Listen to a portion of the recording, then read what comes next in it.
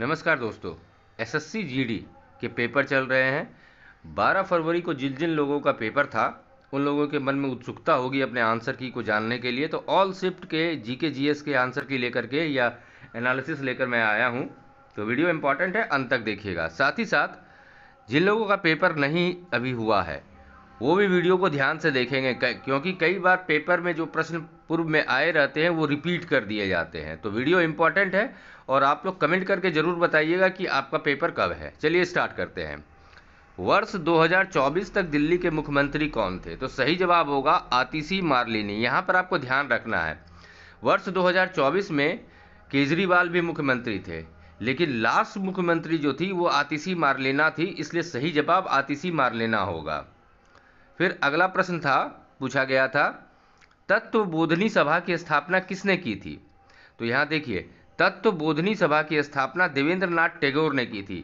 इसके साथ साथ आप ये भी जान लीजिए कि उन्होंने 6 अक्टूबर 1839 को कोलकाता में इसकी स्थापना की थी। कई बार प्रश्न ऐसे भी पूछा जा सकता है कि तत्वबोधिनी सभा की स्थापना कब हुई थी? तो 6 अक्टूबर 1839 इसका आंसर हो सकता है, या कहाँ हुई थी? तो कलकत्ता इसका आंसर होगा।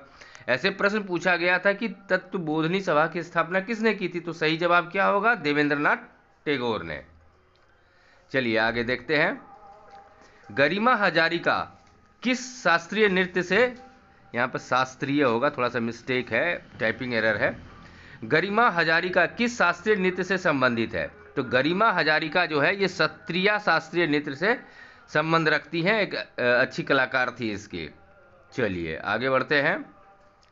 तंजावुर चौकड़ी किस नृत्य से संबंधित है? तंजावुर चौकड़ी जो है ये भरतनाट्यम से संबंधित है, और भरतनाट्यम जो है ये तमिलनाडु का आपका क्या है? तमिलनाडु का शास्त्रीय नृत्य है।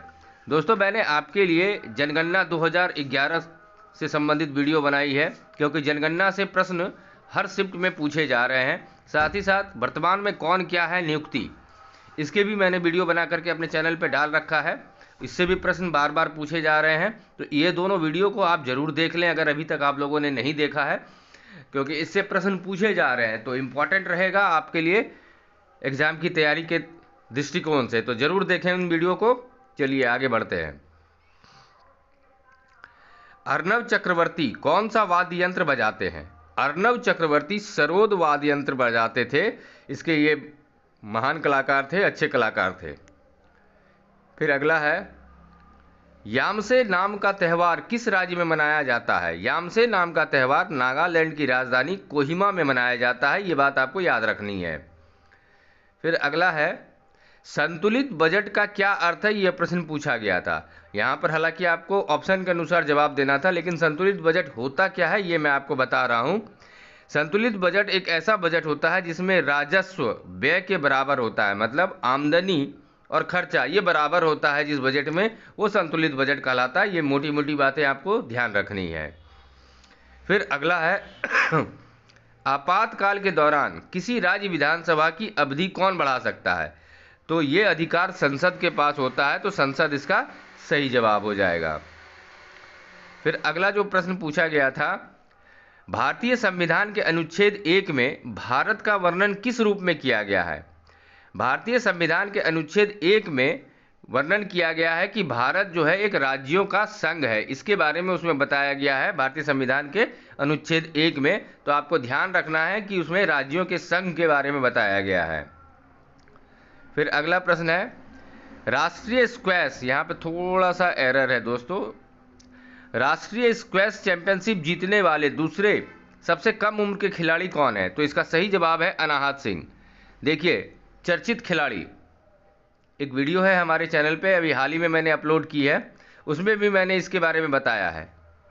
स्पोर्ट्स जीके में आपको ये बताया गया है। तो ये टॉपिक अगर आपने देखा होगा हमारे चैनल पे तो आप निश्चित रूप से इसका जवाब कर दिए होंगे। जिन लोगों का पेपर बाकी है दोस्तों, आपसे आग्रह है कि आप जा करके हमारे वीडियो चैनल पे उपलब्ध वीडियो को जरूर देखें, क्योंकि उससे प्रश्न पूछे ही जा रहे हैं। एक्सपेक्टेड क्वेश्चन मैंने कराया हुआ है, उससे प्रश्न बार बार पूछे जा रहे हैं, तो आपको वीडियो जरूर देखनी चाहिए, आपके काम की वीडियो है। पढ़ाई तो करनी पड़ेगी दोस्तों, नहीं पढ़ाई करेंगे तो कैसे काम चलेगा। फिर अगला प्रश्न है, भारत पाकिस्तान युद्ध कौन सी पंचवर्षीय योजना में हुआ था? तो भारत पाकिस्तान युद्ध तृतीय पंचवर्षीय योजना के समय हुआ था, ये बात आपको याद रखनी है। फिर अगला है, छम नृत्य किस राज्य में मनाया जाता है? छम नृत्य जो है हिमाचल प्रदेश में मनाया जाता है। देखिए, लोक नृत्य एवं शास्त्रीय नृत्य की वीडियो भी मैंने करा रखी है आपके लिए, हमारे चैनल पर उपलब्ध है। देखिए, उससे भी प्रश्न तो भर भर के पूछे ही जा रहे हैं, तो वीडियो को अगर अभी तक आप लोगों ने नहीं देखा है तो कृपया जा करके उसे देखिए, जिन लोगों के पेपर अभी बाकी हैं। छम नृत्य जो है ये हिमाचल प्रदेश का नृत्य है। फिर अगला है, रंजना गौहर किस नृत्य की प्रतिपादक है? तो रंजना गौहर जो है ओडिसी की एक अच्छी नृत्यांगना थी। ओडिशा इसका सही जवाब हो जाएगा, सॉरी ओडिसी इसकी सही जवाब हो जाएगी। फिर अगला प्रश्न है, 7वीं पंचवर्षीय योजना कब समाप्त हुई थी? 7वीं पंचवर्षीय योजना 1985 से 1990 के बीच हुई थी। ये 2 वर्ष पहले ही समाप्त कर दी गई थी, ये बात आपको, इसके बाद 2 वर्ष का ब्रेकअप था। फिर अगला है, बिंबिसार के बाद कौन शासक बना था? तो बिंबिसार के बाद अजातशत्रु शासक बना था, ये बात आपको ध्यान में रखनी है। फिर देखिए, मुस्लिम लीग की स्थापना किस घटना के बाद हुई थी? देखिए, मुस्लिम लीग जो है 1906 में बना था। कब बना था?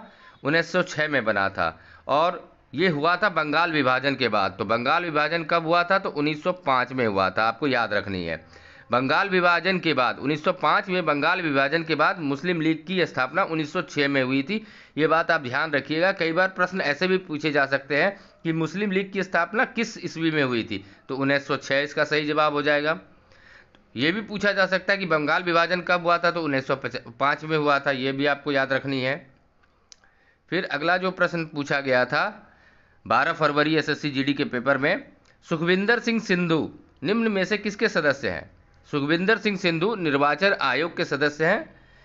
वर्तमान में कौन क्या है उसमें मैंने ये कराया हुआ है, आपने वीडियो अगर देखी होगी तो ज़रूर इसका जवाब दिए होंगे। जिन लोगों ने नहीं देखी है और पेपर बाकी है, जा करके उस वीडियो को हमारे चैनल पर सर्च करेंगे तो आपको मिल जाएगी, जाके ज़रूर देखिए। भारत के किस पड़ोसी देश का घनत्व, जनसंख्या घनत्व सबसे कम है? भारत के पड़ोसी देश में बांग्लादेश का जनसंख्या घनत्व सबसे कम है। फिर अगला प्रश्न पूछा गया था, बांग्लादेश का राष्ट्रीय फल कौन सा है? तो बांग्लादेश का राष्ट्रीय फल जो है वो कटहल है। क्या है? कटहल है।